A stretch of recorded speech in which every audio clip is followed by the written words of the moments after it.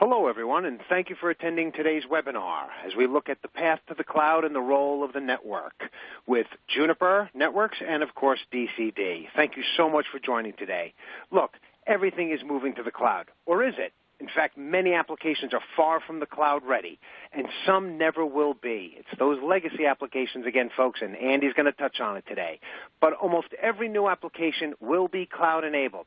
How do you evolve your data center or your network into a private cloud and drive hybrid IT by connecting to the public clouds and still cater to the needs of your legacy software? Well, we're going to find out, and there's plenty of answers coming. So please stick with us for the next hour. Andy Ingram's going to give us a fantastic overview to truly understand what's happening these days. But let's get moving on first. Let me first handle, before I introduce Andy, a couple of things you need to know in terms of housekeeping. Before we get started, number one, you can resize everything on your screen. You're able to expand, maximize, just do what you need. Also, kindly please put in your Q&A. Questions are accepted throughout the webcast. Please let you know that we capture everything, but more importantly, right at the bottom, there's that link where you can just connect directly to Juniper Networks and get all the assistance that you require. Also, just to let you know that on the resource list link, you're also able to download any resources that are available. This includes not only downloading this fantastic IDC white paper that really takes a look at proving the business value of network transformation. You can get today's slide deck, the infographic, as well as the animated videos that are up there. But please also remember that throughout this, we need to have your input. We need to have your updates on what's happening in terms of your requirements. Also, please note that you can refresh, and this is an on-demand event, so please join us throughout. So, as we've passed on to these home items, let's move to the next and really see what's going on. Before we even start looking at what's happening in terms of our industry, and Andy walks us through it, what's most important is to understand what have you taken a look at. So if we take a look on the left, the first question, how far along the path to the cloud would you say your organization is? What's most important is we see that the largest share, 39%, you folks are really just getting started. Well, in actuality, about 30% of you are halfway there, and there's a smaller number almost completed. But look, what's really important here is that 36% of you haven't even started. So let's take a look at the right registration survey. What's your biggest barrier to moving to the cloud? Well, there it is, Andy. We've heard it all before. Data security, data privacy, and compliance. Folks are really looking to try and understand, and we are so blessed today that we've got Andy Ingram from Juniper Networks. He's the worldwide head, and he's the vice president for that center of excellence inside the data center solutions. So what's important for us to understand with Andy is 30 years of experience, Andy. You have been there, you have seen it, you have driven our industry, and you are constantly in contact every day. From your time at Sun Microsystems all the way through your work at IGT and even Cray Research. Andy, you've seen where our industry is going, but more importantly, every day you're in contact with them. So please, if you could, Andy, start taking us through what's happening inside of our industry we need to be taking. Stephen, thank you very much. It's great to be here. I do want to talk about the path to the cloud and the role that the network plays. And the path to the cloud, that could be a public cloud, that could be a private cloud, but basically the network is key to delivering that service. And I want to talk about the evolution of the network because one of the challenges we have today is that the technology in the data center network, which used to be pretty static for about almost 2 decades, is now changing at a pace that's so fast it's hard for customers to absorb it. So every customer I talk to is trying to move both lower cost and greater agility. So that's what they're trying to get to. The challenge is that when you look inside the network, you look at the infrastructure that's there today, it looks more chasing the applications as the applications have evolved over time. So I want to take a few minutes. I want to talk about that evolution in the applications because to me, this is one of the most exciting things that's going on in IT today. You think about the pace of what's changing. For example, I can talk to my Amazon Dot in my kitchen, which talks to a cloud, which talks to another cloud, which talks to a server in my basement, which then talks to a third vendor and lowers the blinds.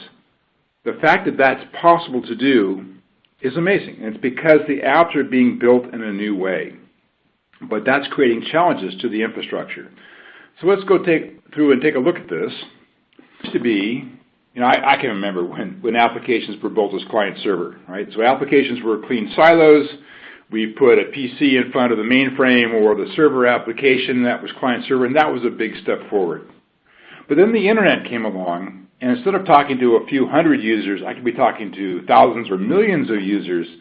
We had to change the application. So we used browsers rather than an app on the PC. And then we took the app itself, we split it into tiers because it made it easier to scale, easier to change. But they were still siloed applications. The challenge then is that one of the applications started to look at the other applications and wanted to get access to data or capabilities. So one night, someone wrote a SQL hack to pull information out of this database in some other application. And we started to build these connections between the applications. And suddenly, we find ourselves in an application environment that looks more like this. There's still tiers, but all the components are interconnected. And all those connections well documented? Were they well thought through based upon APIs and layer 3 connectivity? Not really. So this is the problem that people have when they want to talk about moving to the cloud. Just parting apart all these different pieces is difficult to do. Some pieces move more easily than others, but it's almost impossible to move all the pieces, right, in a very complex environment. I talked to a customer today that has someplace between 7,000 and 8,000 applications. Moving to the cloud is no mean feat, right? So the other thing that's gone on is the very nature of the traffic has changed. Whereas in client-server, all the traffic was north-south. In a modern data center, most of the traffic is east-west, and this has an implication on the network itself. But we start looking at how applications are built and looking at the evolution over time. You might normally expect there to be a standard deviation, a bell curve of how applications are built, but what we're actually seeing is there's two ways that applications are being built, that it's bimodal in its distribution. And this is a term I like to borrow from Gartner, because they really are seeing two modes in which applications. The first is mode 1, which is your traditional applications, and the second one is mode 2, about applications that are being built in a different way, specifically to improve the agility of the application and the business processes behind it. So in mode 1, what we find is we have large applications that are hard to change. So we have this sort of waterfall development. We have releases maybe sometime between 4 and 1 time a year, right? Whereas in mode 2, it's continuous. So we're using an agile development process to deliver the application. In mode 1, those applications are large and monolithic, whereas in mode 2, we break them down into smaller components, more modular. And the advantage there is that when I make a change, I have a better ability to make the change without impacting the rest of the code. If I'm making a change in a pile of code that's 1 million lines of code, there's no way I can understand all the implications. But if I narrow that down to a smaller component, it's much easier to make a change and not break other things around me. One of the biggest changes is that mode 1 applications generally are not resilient. So what we had to do is we build bulletproof infrastructure underneath them to get the 5 nines to make sure the application is up and running in a mission-critical environment. But in a mode 2 app, basically we scale it horizontally so that it's always alive. If I lose one instance, there might be 5 other instances of that application service up and running. So the service is still alive even if that one server is down. So I don't need bulletproof infrastructure, and I can get away with 3 nines. That's a very different cost point, but only if I write the applications that can live in that environment. So let's explore then the implications to the infrastructure. On the server side, I'm using Intel servers primarily, but I still may have mainframes and other devices, Sun devices, HP, whatever it might be, that are still out there running those applications. And I'm going to manage those servers very carefully, so I'm probably using blade chassis on the Intel side. Mode 2, I'm using all Intel. And I'm not using blade chassis. I'm using lower cost rack servers, maybe white boxes, because I don't need them to be bulletproof. On the virtualization side, VMware dominates today in the mode 1 world, right? But the mode 2 world is moving away from VMware primarily for cost reasons. So we see a lot more KVM from the OpenStack world, or the new concept of containers. Washing containers isn't that new, because I introduced it to the market when I was at Sun 15 years ago. But it's really starting to get traction in the enterprise environments. After Google has taken it to the next step, now it's much more powerful in its ability to make it easy to move applications around in the cloud space. From a storage standpoint, Mode 1 is built around fiber channel and bulletproof arrays, whereas Mode 2 is much more about network-centric storage, file and object-based. In fact, we're even going back to hyper-converged storage. We're putting the storage back in the server and then managing it as a pool across many servers. And then from the network side, Mode 1, I dual connect all my servers to get the greatest degree of availability. And I have to deliver layer 2 services because of all the layer 2 adjacency that these components and their interconnections are driving in the network.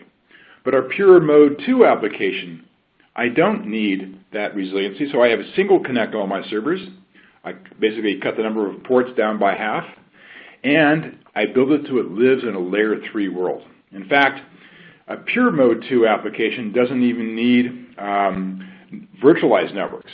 Basically, all the access control is built into the application itself. So we're finding these applications are being built differently, and the change management model behind it is also different. I like to describe the Mode 1 world where I treat everything very gently and very carefully as if it's not broken, don't fix it. But it's the opposite in the Mode 2 world. I'm moving at the speed of the internet. I throw things out there to test them in the real world. If they don't work, I fix them quickly. I want to know that they fail quickly so I can fix them quickly. And if they are successful, I need to scale them quickly. So it's a continuous change, much more rapid pace. And that's the big difference. All right, so then the other thing that's going on is I want to drive agility. Now, when I provisioned a physical server, and it still takes 2 months to get a new physical server ordered, installed, tested, and up and running. On the network side, maybe it takes 2 weeks to make the changes. There's a lot of changes. I set up the VLANs, I punch some holes in the firewall, but it takes 2 weeks to get to the top of the change management queue because it's a siloed organization. It has its own queue for making changes. Maybe it takes 2 weeks to get there. In the past, when I was dealing with physical servers, this was not a problem because it was not the long pole in the tent. Same was true with storage. But now, in a virtualized world, I can deploy an application onto a virtual server in 2 minutes. And if it still takes 2 weeks to do the network and the storage, I have not achieved that agility that I was looking for. So one of the big changes that's going on is the concept of orchestration, where I take the workflows for the network and the storage, and I build it into the workflow that provisions the app under the server. So it's a single act through automation that can deliver the application and orchestrate all the infrastructure in the data center. So that's what we're trying to get to, and that's one of the keys behind agility, and that's the real reason that SDN exists, which I will talk about. So people are on this path to the cloud, right? We start off doing server virtualization to basically consolidate the number of servers to handle the server sprawl.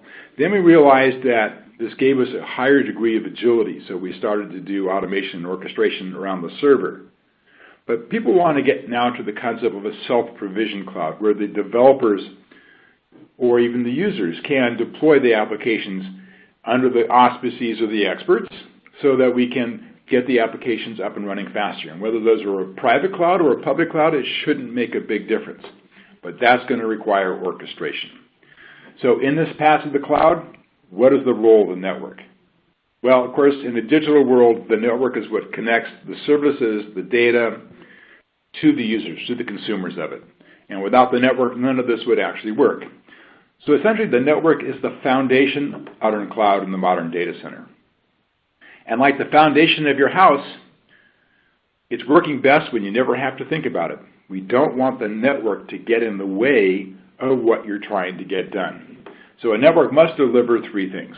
It must deliver the application service, so connectivity, availability, performance, security. It must provide agility, and agility has sort of 2 time frames. There's a short-term time frame. I want to be able to deploy that application as rapidly as possible. And then there's a longer-term time frame, which is I want it to be application agnostic. Today we're running applications that 5 years ago we could not imagine. That means that 5 years from now, the same thing's going to happen. There'll be applications then that today we can't imagine. and I need to make sure that my network can deliver that today and 5 years from now. And of course, I want the network to be as fast and reliable as possible, as agile as possible, and the trade-off is cost, right? Getting all that done. So that's the challenge that we're looking at here. So, some guiding principles that we think are key. I'm a big fan of simple. We should need to make things as simple as possible. Things in data centers are not simple, but if we strive for simplicity, it's going to have a great result. It was an interesting thing. Early in my career, I was the hardware product manager for the first RISC microprocessor-based server when I was at HP. And what I learned by simplifying the architecture, the server was faster, it had fewer moving parts, so it was more reliable, it cost less, took up less space, power, and cooling. And here, years later, when I started looking at the network, if you simplify the network, particularly the physical topology of the network, you get exactly the same benefits. It's faster, it's more reliable, it costs less, and it takes up less power, space, and cooling. The next thing is security, right? The network absolutely has to be secure. We live in a very scary world, and the more open we are, the more we're reaching out to customers, the more vulnerable we are. So you have to build the security into the network to control access and protect the data in flight. And then finally, open. The network is about connectivity, and we have reasonably good standards around data plane protocols and the control plane protocols, but there's so much more to being open. And as a challenger vendor, we believe fundamentally and philosophically in being open. And the other benefit, of course, is in an open world, we can take technology in, we can put technology out in the open source world, so it becomes important, in our belief, to be as open as possible. All right, so that's the guiding principles. How do I actually build a network? The pace of change in the network has been phenomenal, and it's hard to absorb it for customers. And so I want to talk about 3 steps. The first step is how do you simplify the network? The second one is how do you secure the network? And the third one is how do you automate the operations around the network? So I like to start with simplify, because if I can simplify the network, it makes it easier to secure it, and it makes it possible to automate it. All right, so the old model in data center networks is that we built a layer 2 network. And layer 2 networks have some strengths and some weaknesses. The strength is that Ethernet is ubiquitous. It's plug and play, everything can work with it, and it works nicely with all the existing applications. The downside of a layer 2 network is the way in which it operates. First of all, it doesn't tolerate loops. All right, so we can't deal with 2 or more paths to the same location. So the old model was we suppressed the loops by running spanning tree, which means we turned off half the bandwidth in the network. Now, as an old server guy, the first time someone described that to me, I thought they were joking. I mean, you buy all this glorious bandwidth and you turn half of it off? That doesn't make sense.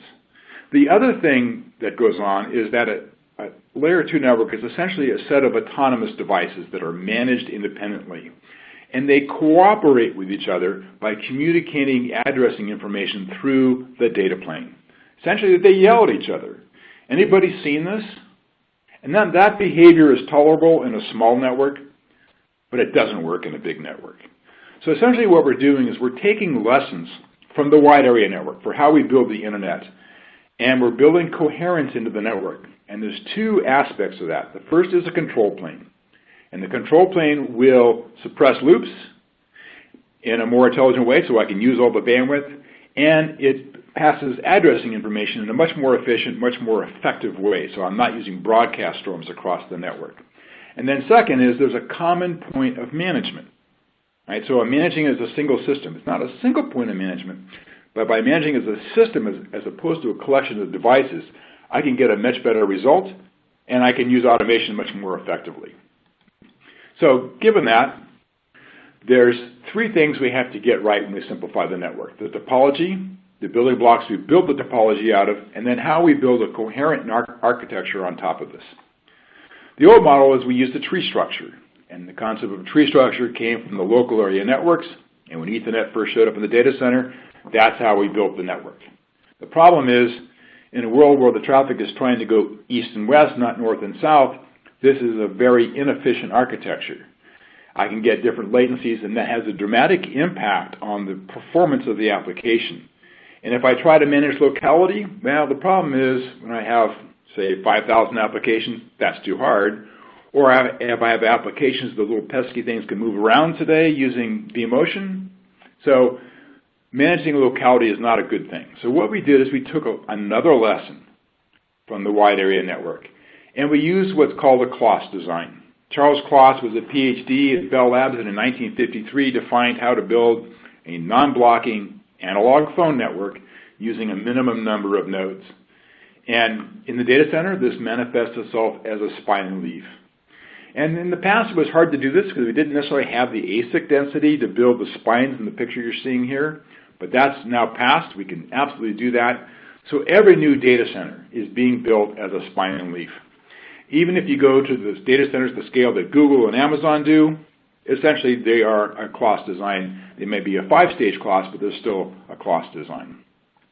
Now, as a vendor, this makes it easier for us because now we can build 3 different design points for the building blocks. Now, there's a couple changes going on here. One of the biggest changes is we're no longer using the same network devices in a local area network in a campus environment that we are in the data center. The needs for speed, the functionality, the density, the cost point, they're all fundamentally different. So any vendor you talk to that is building world-class equipment for the data center, it's a special line of products. And there's 3 design points. There's the access, there's the spine, and there's the edge. And the devices, the pieces that go into them, the packet forwarding engines, the ASICs, they're going to be different because the requirements are different. So if you try to use the same ASICs, say, that you use at the edge, in the spine, you're going to run out of things like memory, buffer sizes, logical scale, number of addresses, these type of things. And likewise, if I try to use the ASICs that are good for the routed edge, well, I'm not going to get the port density I want. So it turns out there's very different design points for each of these. In our case, we have the 4 and 5000 series from QFX for the access. We have the QFX 10000 for the spine, and we can use the 10000 or our MX as the router. And then the next thing is we want to add coherence to this architecture. So every choice I'm going to show you here uses the same topology and the same building blocks, but I now want to add a control plane. So I can add a control plane in the spine, and I can do something called multi-chassis lag or MC lag. And this allows me to suppress the loops without having to run spanning tree, and yet use all the bandwidth, so all of the links are active. But the individual devices are still managed separately. This is open. I can mix vendors. I can scale this to pretty large size, but it's not as simple as we can make it. So the next step is to build what we call an Ethernet fabric, and this is an area where Juniper was a pioneer. But basically, I'm putting a control plane around all the switching devices inside of the data center.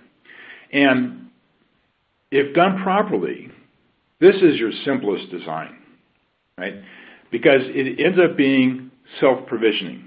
Think of it as it behaves sort of like a giant chassis. If I was to add a new leaf, all I have to do is physically install it, cable it up, turn it on, and everything else is done automatically. It gets discovered, it gets its software load, the uplinks are configured, and now the ports will take on whatever configuration that you've pre-programmed for that. So it becomes a much simpler way to manage this. There is another step is I can start looking at the wide area layer 3 types of control planes like BGP, MPLS, and so forth, and I can build what's called an IP fabric. But this now manifests a pure routed environment. It's all layer 3, and it's not quite as simple. All right, so I'm going to talk about when do I want to use what? And I think moving forward, Ethernet fabrics and IP fabrics will be the design of choice for most data centers. And when I start looking at that, build this out a little bit here. So I start looking at that, we have some trade-offs. When do I want to use an Ethernet fabric versus an IP fabric? The thing is, in terms of scale, IP fabrics were pioneered in the data center by the folks like Amazon and Google because they had massive scale problems they were trying to solve. So the biggest data centers out there are running an IP fabric type of design. The other next issue is the nature of the applications. If I have a pure IP fabric, then it only runs applications that can live in a layer 3 world. So if I have a pure layer 2 environment, I'm going to look at something like an Ethernet fabric or MCLAG to run that in. Now, what I can do in the layer 3 world is I can put an overlay on it. I can use something like a VXLAN overlay using EVPN as the control plane, and I can now provide layer 2 services in the overlay that allows me to take a layer 2 centric application and run it in the layer 3 world. But this brings up the issue of complexity. And this is one of the biggest challenges that we have in terms of moving forward in this area. Ethernet fabrics are the simplest. They may not scale quite as large, but they are the simplest. The challenge is, in making it simple, the software that makes that happen tends to make it less open, right? So I need all the pieces to play nicely to have that ease of management. The advantage of an IP fabric is it's a very open environment. It's using open protocols everywhere. It really doesn't have a lot of management magic on top of it these days, and I think it's something that's evolving. But without that, it's completely open. But it is complex, and when I add an overlay on top of it, it just gets that much more complex. So there's a challenge then between one side simple and the other side open but more complex. And so that's a trade-off that has to be made. But when I start looking at what gets used where, I find mode 1 data centers, which is about reliability, it's about stability, and it's not necessarily about agility. That's where an Ethernet fabric really shines. But as I start getting into looking at how I get agility, and I'll talk about this a little bit later on, the power that SDN brings to drive agility, now I start looking at an IP fabric. So I start looking at private clouds, and certainly public clouds, they tend to be built with an IP fabric, with an overlay, with a controller. And that helps automate the orchestration of the network to speed up the deployment of the applications and create greater business agility. Now, it is possible to build one network that has both behaviors. So for example, with the same spine, I can support a set of pods in my data center that are mode 1 pods, and I can build out an Ethernet fabric. I can have another set of pods where we'll start small here. And this is where I'll build out my private cloud, and I'll start building my mode 2 applications there. And from a network standpoint, this is where I might do an IP fabric with an overlay and a controller. And I'll talk about the benefits in a minute. But I can then tame it at a small scale and be able to handle that complexity. And then over time, I can migrate my infrastructure from my mode 1 world to my mode 2 world, not by physically moving anything, because it's the same devices, same cabling, same spine, but by changing the software behavior that runs on top of it. I can also use this same network to bring in a legacy environment. So I may have existing switches in front of my mainframes, and I can use something like MCLAG, or I can extend the Ethernet fabric over there to embrace them and bring them into this environment. And then, of course, because we're talking about clouds, I need to be able to have the connections out to not only my other data centers, but to public clouds. So then my applications can move between these different environments, or I can build new pieces, and I can have some of those pieces be in the cloud, talking to the back-end pieces that are sitting in my mode 1 environment. And the key is I want to be able, while these are different environments and maybe different cultures, I want it to be one network, because all these applications need to talk to each other in a reliable and performant fashion. So that's what we see go on in terms of simplifying the network. The next thing is securing the network, right? And the big change here is when we're changing models. I think of today as what we've ended up with is the castle model. So we used to have a firewall in front of each application, right? But now that's been pushed to the edge of the data center. So think about, we have the DMZ at the edge, and it's like the walls and the moat of the big castle. But we want to move to a different model. And I think it was more like the hotel model. So I walk into the lobby, there's security there, I use my room key to get in the elevator, I use my room key to get in the room, and maybe in the closet there's a safe. There's different layers of security, and allow me to move to this concept that today we call microsegmentation. So let me talk about what problem we're trying to solve and how we can go about doing that. So in the past, our applications were silos. So we knew where the perimeter was, and we could put a firewall in front of each application. Maybe we even put a firewall in between the elements of the application. But as things became interconnected, talked about earlier, that perimeter got pushed to the edge of the data center.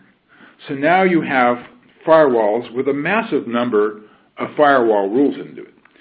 I talked to an individual at the Department of Homeland Security here in the U.S., and he had 200,000 rules in his firewall. And he asked this great rhetorical question. He said, if you punch 200,000 holes in a firewall, is it still a wall?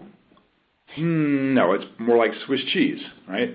And the other problem we have is that it behaves kind of like Hotel California, because rules check in, but they never leave. So over time, applications have come and gone. Rules were instantiated in the firewalls to support them, and now the app's gone, but the rules are still there. So what we're starting to do is to move the rules in front of the individual applications, right? So we're going to build, in addition to the perimeter of the data center, which we still want, we're going to build protection around individual pieces of the application. This is what's called microsegmentation or microsegments. Right? The key is, how do I manage this increased number of partitions, of segments, right?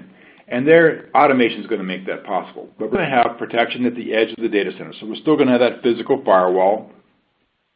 But now we're looking at having some sort of protection, whether those are virtual firewalls or more likely it's access control built into the virtual switches that sit in the servers. And I'll talk more about that, because what allows that to occur will be driven by the SDN controllers. Right?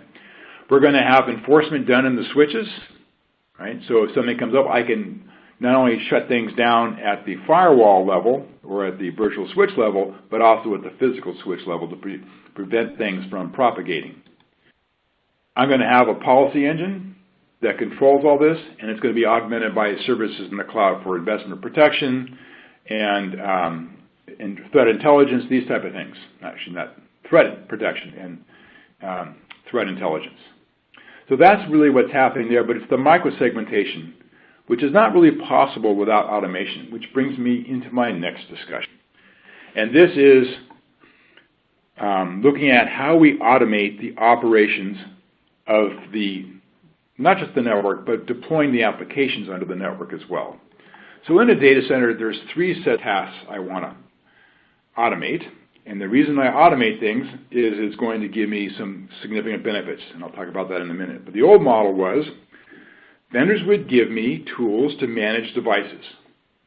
But as a data center manager, I'm not in the business of managing devices. I want to deploy applications. So the new concept really is I want to automate the workflow of delivering the application. And there, as I said, there are workflows, and the benefits of automating those workflows, it's repeatability.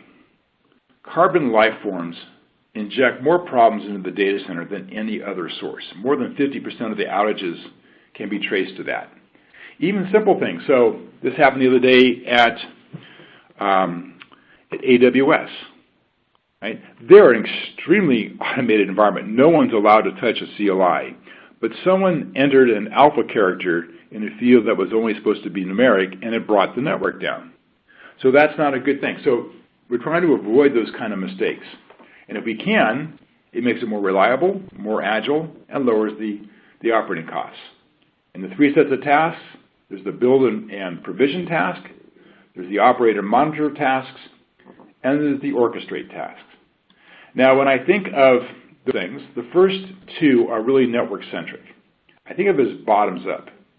But orchestration is all about the application, so it's driving things from down. It's not just about the network, it's about all the infrastructure in the data center. So 2 approaches to solving a set of automation problems in the data center network. For us, automation starts with Junos. Right? So we have Junos itself. Every feature in Junos is accessed through a programmatic interface, an XML RPC mechanism. On top of that, we then add some APIs. That includes the CLI, as well as APIs for programmatic access. So things like netconf or OpenConfig are the two most powerful standards we have today in the networking space. They're probably not as robust as I'd like to see them. Netconf's been around for a while. We've been a big fan of that, and now OpenConfig is coming down the line, driven by the likes of Google.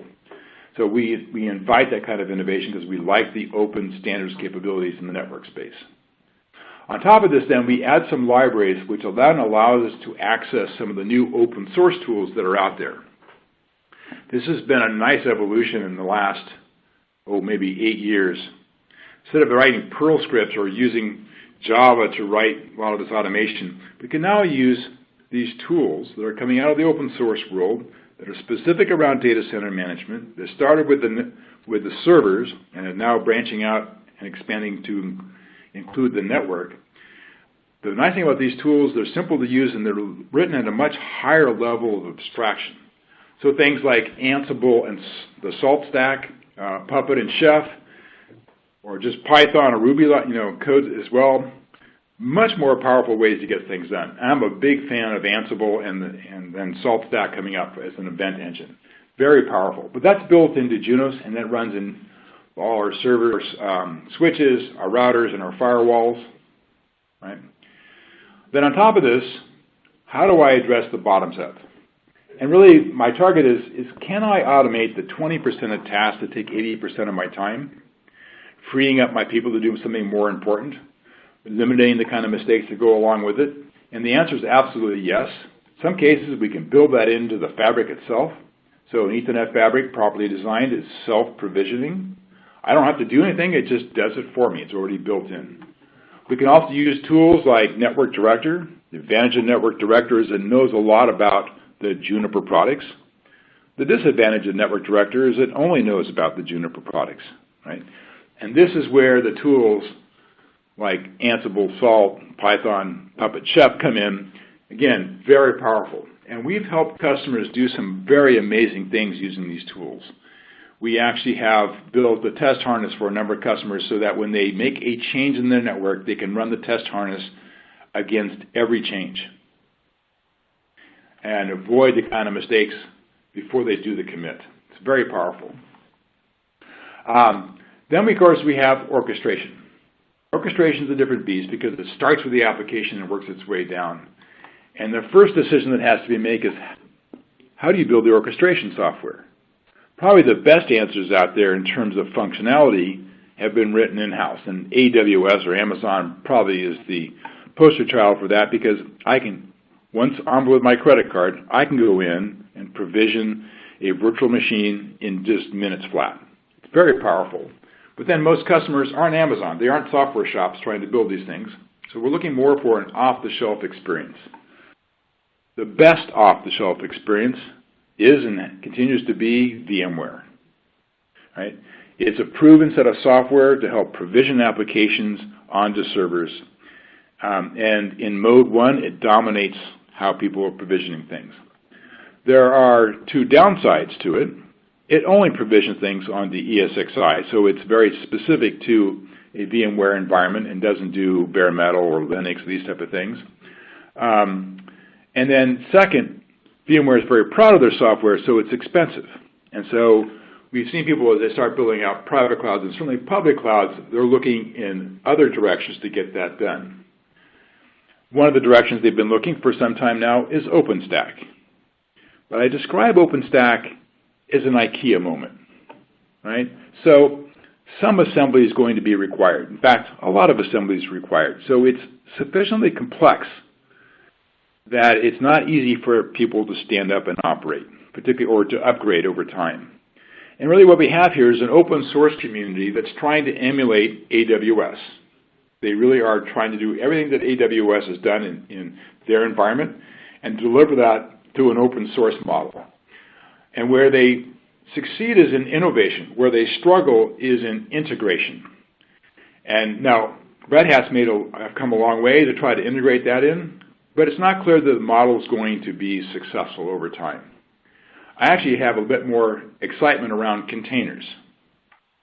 And I think containers started with something that Sun introduced 15 years ago.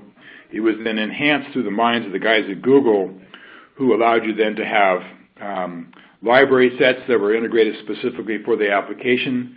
They then pushed the things that they built out into the open source world and spawned Dockers, which is the tool that manifests containers and can run on Linux, on Windows. It can run in ESXi. It can run inside your shop. It can run in a public cloud. So it's a very flexible environment in terms of where and how you run these things.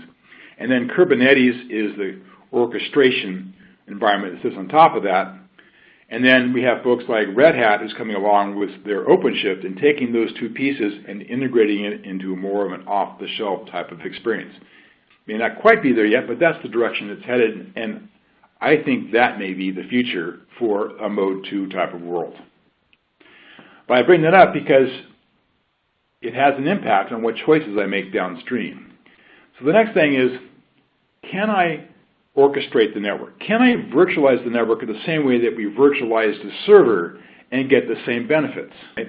So when we virtualize the server and I want to do orchestration, I'm not orchestrating a physical server. I'm orchestrating a virtual slice of the server. The same thing is going to be true with the network. I'm not going to orchestrate the physical network. I'm going to orchestrate a virtual slice of the network. So this is where SDN comes in. And the term software-defined network is a bit unfortunate because software has been defining network behavior for decades. But where it manifests itself in the data centers today is as this virtual overlay that allows me to automate the orchestration of the network based upon what I'm trying to do with the application. And there's really four things that it does. The first thing is it builds the virtual network. It sets up network policy. It allows for service injection. And it can automate the gateways. So let me see if I can describe those. Now, we've had virtual networks in data centers for decades. We used VLANs.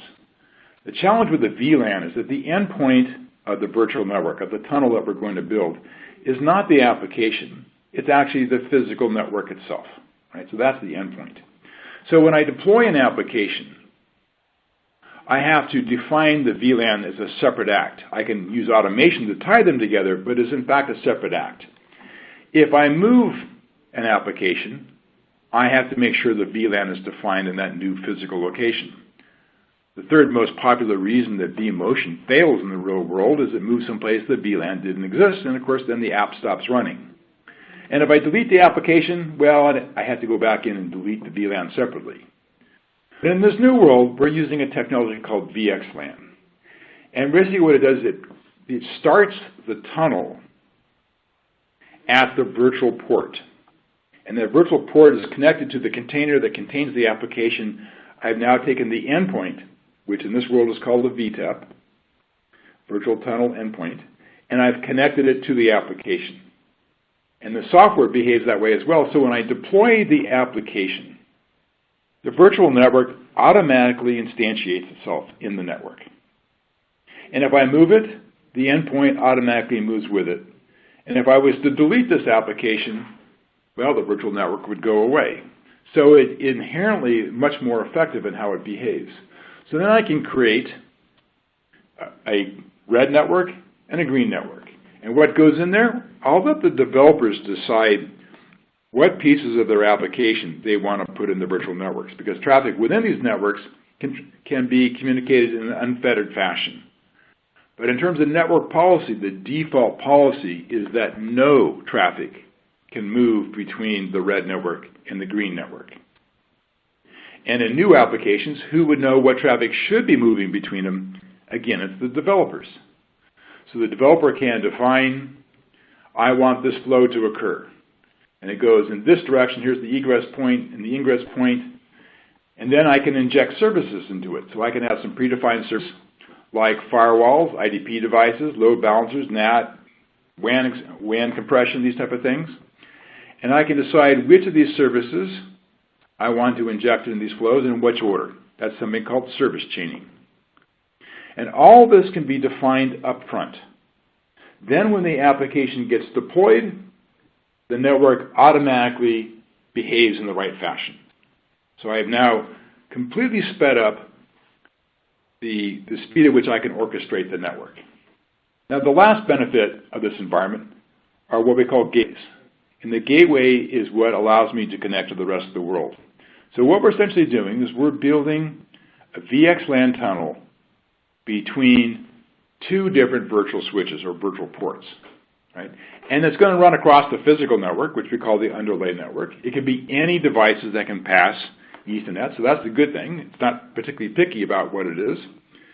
The downside is when there's a problem, I now have a virtual network and a physical network that needs to be debugged, so telemetry and correlation of events is going to be important in this space.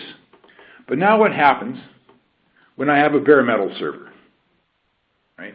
So I have a server that does not have a virtual switch, there's no virtual port, and I want to communicate back to my virtualized server.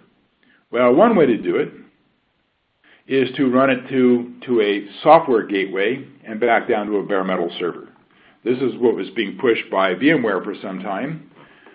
This is not a good idea. What kind of applications sit in bare metal servers? There's generally two categories. There's the apps that no one cares about, in which case this would be fine. And then there's the big frickin' Oracle database that everything connects to. And it would be such a bad idea to run every database transaction through a dogleg like this. So what we want to do, we want to put that gateway in the network device so that traffic coming through there, because it has to go through there anyway, is converted from a VXLAN, in this case is being converted to a VLAN. Or if I'm going outside the data center, I would go to the edge router and convert from VXLAN to, say, MPLS or L3 VPN, whatever I want to use in the wide area. Now I can define those gateways in a static way, but I have to make sure that the devices themselves will support the BTEP. Or if I want it to be automated, I connect it back to the controller. So the controller is connected then to all the various BTEPs, both in the servers, in the virtual switch, as well as in the physical switches. And if I can do this, now I can build an environment that's very powerful, right? But I do believe that we don't want to be doing those doglegs.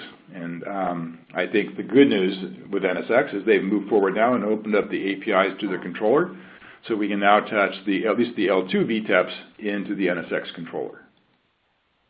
Okay. So just one other thing, when looking at SDN, we support a couple choices. We support NSX and we support Contrail. If you've decided that NSX or that VMware and vCenter are going to be your center of gravity for orchestration, then NSX is absolutely the right answer. If you believe that you're moving to KVM, OpenStack, containers, these type of things, then I think Contrail is going to be a more powerful choice. But either way, that's going to be how you achieve agility in the network for Mode 2 applications. All right, so just to summarize real quickly here, we want to be able to build coherent networks to help simplify both the physical topology as well as the operations of the network itself. Once having done that, we can then secure it, and by moving to microperimeters, we can do a much better job of protecting the applications. And then finally, I want to automate this, particularly as I get into microperimeters, microsegments, and I get into this concept of agility. That's where things like SDN are going to play out. So that concludes my remarks today. Now, I'd love to open it up for Q&A. Andy, thank you so much. An incredibly informative at really where we're going in the path to the cloud and the role of the network. We've only got a few minutes left, and this has been a tremendous amount of information for people to take on. But not only from our registration, but also from all the work that we do, both Juniper and DCD. We've got 3 critical questions, and I want to throw them at you if I could. With the last one, you're kind of taking a final stab at everything.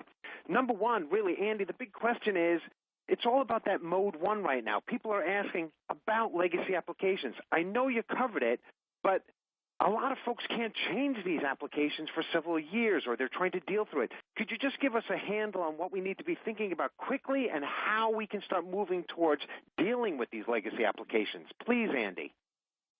So these applications will be around perhaps forever. The key is going to be reliability and stability, and also the performance, the behavior that we can do. So this is a place today that I believe that an Ethernet fabric provides that simplicity, the stability, the reliability, and the performance that will make these applications run better. I had one customer that when they moved to the new designs, a flatter network, newer devices in the network itself, their applications suddenly went 27% faster in terms of throughput without changing the servers and without changing the application itself. Just putting in a better network made the applications behave better. So there's things we can do in that sense. Over time, we can begin to move these things into an SDN world so I can do the provisioning. But the key today is I'm not sure the ROI is there. I'm not sure the investment, the additional complexity that it takes to try to make these applications agile, when in fact the application is not agile. I'm not sure it's there today. Down the road, yeah, we can get there. But one of the things that Juniper can do is we can help you today, and we can help you on that journey to continue to build up the network to make these applications better over time. That is really good news. So with that thinking, the next thing that's really come up from a lot of parts of the industry is folks have a choice with cloud providers. There's a big trade-off, whether I'm going hybrid or public or private. I mean, Andy, you kind of talked about this to a large extent because, all this is predicated on responsive, reliable, secure access. But could you talk about how different cloud providers and how different players and how different enterprises need to work together with these trade-offs, because they are critical and everyone's looking at it right now? Well, there's lots of different ways to move to the cloud. Perhaps the easiest and most powerful way is software as a service, where basically I'm now moving to an application like I've been using Exchange today, and rather than running it at my shop, I go to Microsoft to have it done. That's a relatively straightforward transition. Or maybe I'm changing from a legacy application to something like Salesforce.com, which is a really cool application, that much better, at least internally for Juniper, it was a much better application than what we were running internally. But now if I'm going to infrastructure as a service, now I have to make a choice. I can move to someone like AWS, and I can choose to use their services for things like connectivity and security, load balancing, whatever it might be. But when I use their services, I now begin to lock myself into their environment.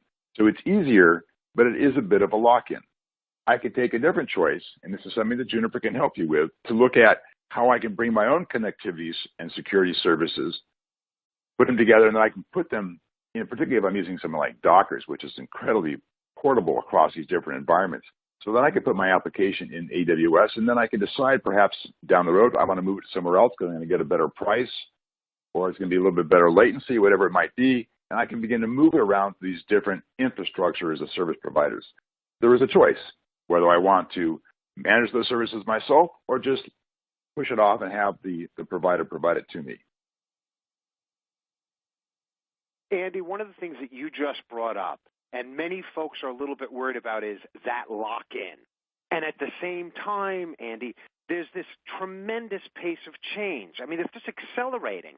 And part of the biggest question is, can Juniper support not only that change, but where I am now, where I'm going, and really take on things that I'm not knowing is going to be coming down? How are you looking at these things? How are you responding to this? Because it's a critical question as new applications come on. And you mentioned it, a lot of folks are moving out to fantastic platforms like Salesforce.com. How can we deal with this pace of change as it accelerates? And at the same time, Andy, I'd like you to take the final moments that we have and just kind of give us the last word, your final thoughts that we need to be thinking about, and then I'll conclude things. Well, actually, I think this is a good question to end on, because things are moving very, very rapidly in the space. After, I think, maybe a decade and a half where the basic architectures in the data center network didn't change very much, now they're changing at a pace that makes it hard to absorb as a customer. And so the key then is I want to make sure that any investment I make today gives me the flexibility to do things in the future. So one of the things that we can do is we can provide a single network that can support both Mode 1 applications with a very simple Ethernet fabric, and the same environment can support a Mode 2 environment with a more advanced IP clause type of design with an overlay on top of it, so I get that rapid orchestration. And what I see customers doing is starting their internal private cloud relatively small, and over time, and then taming the new technology, and over time begin then shift their infrastructure and their applications to this new world. And we can help customers design that, set it up, operate it, automate it, and then also, because everybody's going to have a hybrid cloud environment, be able to build the connectivity and the security services so that I can move things into the cloud, I can move things back and forth, and I can look at trading off what's easier, what's more agile, and what's more, less expensive. And again, the cloud's not always less expensive, but sometimes it's just easier, and that can be important in this world. So the bottom line is that the network is the foundation of a modern data center. And you want to make sure that starting with the architecture, and then the components that you build it out of and how you operate it, and the security and the automation that goes along with that you're making the right choices today that gives you not only that meets your needs today, but then gives you the flexibility to adapt to where the technology is going in the future. And this is something that we pride ourselves at Juniper to be able to help our customers achieve. Andy, I got to say thank you so much to everybody at Juniper Networks and yourself, plus everyone who's joined us today. Thank you so much. I know folks need to run for their next meetings, so I'd like to close things up. Everyone, please remember, this is an on-demand, and you can grab it anytime, forward it to your friends, get them involved, help them get educated and understand. Please, you can connect directly to Juniper Networks. Get right on that social site that you see below. There's other ways to connect with them. Put in any Q&A you got, or you can just get right out to Juniper and get your requests out there. More than happy to help. And I got to say, JNet is a fantastic location for every bit of information that you really need in getting those questions up there. Don't forget to give us your web reviews. Don't forget to give us your feedback. And look, please, always remember that this is available online and there's a tremendous amount of information out there, but you have a friend who's willing to support you, and Juniper Networks is there as you start moving on that path to the cloud and trying to understand the role of your network, as well as everyone who's there to support you. So, Andy, thank you so much for joining us today. An incredible bit of information to everybody at Juniper and to everyone out there who's joined us. Thank you so much. We look forward to hearing from you, and we look forward to you joining us on the next event. Thanks so much.